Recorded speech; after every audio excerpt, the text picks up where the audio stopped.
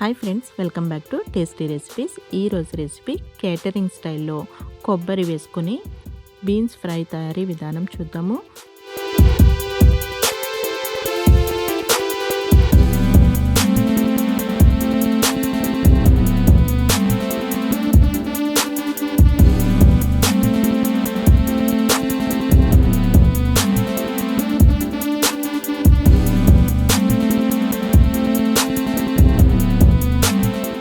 ముందుగా ఒక పావు కేజీ వరకు బీన్స్ని తీసుకుని నీళ్లు వేసుకుని ఒక 10 నిమిషాలు పక్కన ఉంచేస్తే మట్టి అంతా కూడా పక్కకు వచ్చేస్తుంది. అప్పుడు క్లీన్ చేసుకోవడం ఈజీగా ఉంటుంది.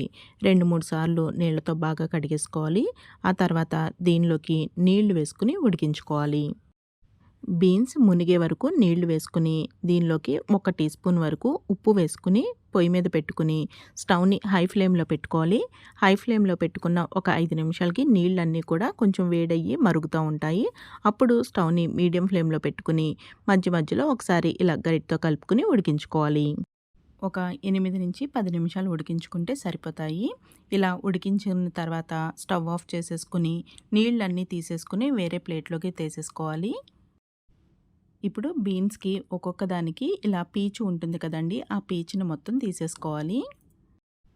పీచు తీయకుండా కట్ చేసుకుని వేయించేసుకున్నాము అంటే తినేటప్పుడు పీచు అడ్డంగా ఉంటుంది, అస్సలు అంత టేస్టీగా అనిపించదండి. అందుకని ప్రతి ఒక్క బీన్స్కి ఇలా పీచు తీసేసుకోవాలి. ఉడికించేసుకున్నాం కాబట్టి ఈ పీచు తీయడం కూడా చాలా ఈజీగా వచ్చేస్తుంది. ఉడికించకుండా పచ్చివి తీసుకున్నాం అనుకోండి ఎక్కువ టైం పడుతుంది, కానీ ఇలా ఉడికించినవి త్వరగా వచ్చేస్తాయి. ఈ విధంగా ఈనెలు తీసేసుకుని కట్ చేసుకుని పక్కన ఉంచుకోవాలి. ఇప్పుడు ఒక మీడియం సైజ్ ఉల్లిపాయని తీసుకుని కట్ చేసుకోవచ్చు, లేదంటే ఇలా చాపర్లో వేసేసుకోవచ్చు. ఇంకా 8 వరకు వెల్లుల్లి రెమ్మలు కూడా వేసుకుని చాప్ చేసేసుకోవాలి. ఉల్లిపాయ ముక్కలు బాగా చిన్నగా కట్ చేసుకుంటే బాగుంటుందండి, అందుకని ఇలా చాపర్ని యూజ్ చేస్తున్నాను. ఒకవేళ మిక్సీ జార్లో వేసుకున్నా కానీ కచ్చా పచ్చాగా గ్రైండ్ చేసుకోవచ్చు. ఇప్పుడు మందంగా ఉన్న ప్యాన్లోకి ఒక గరిటె వరకు నూనెని వేడి చేసుకోవాలి. నూనె ఇలా వేడయిన తర్వాత ఉల్లిపాయ వేసేసుకుని గరిటెతో కలుపుకుంటూ వేయించుకోవాలి. ఉల్లిపాయ ముక్కలు బాగా చిన్నగా కట్ చేసుకుంటాం కాబట్టి మూత పెట్టాల్సిన అవసరం లేదండి. ఒక 2 నిమిషాలు ఇలా ఫ్రై చేసుకుంటే చక్కగా మగ్గిపోతాయి. ఇలా మగ్గిన తర్వాత ఒక పావు టీ స్పూన్ వరకు పసుపు కూడా వేసుకుని కలుపుకుంటూ గోల్డెన్ బ్రౌన్ కలర్ వచ్చేంత వరకు ఫ్రై చేసుకోవాలి. ఇప్పుడు ఈ ఉల్లిపాయకి సరిపడగా ఉప్పు, అంటే ఒక పావు నుంచి అర టీ స్పూన్ వరకు ఉప్పు, ఇంకా ఒక అర టీ స్పూన్ కారం కూడా వేసుకుని కలుపుకోవాలి.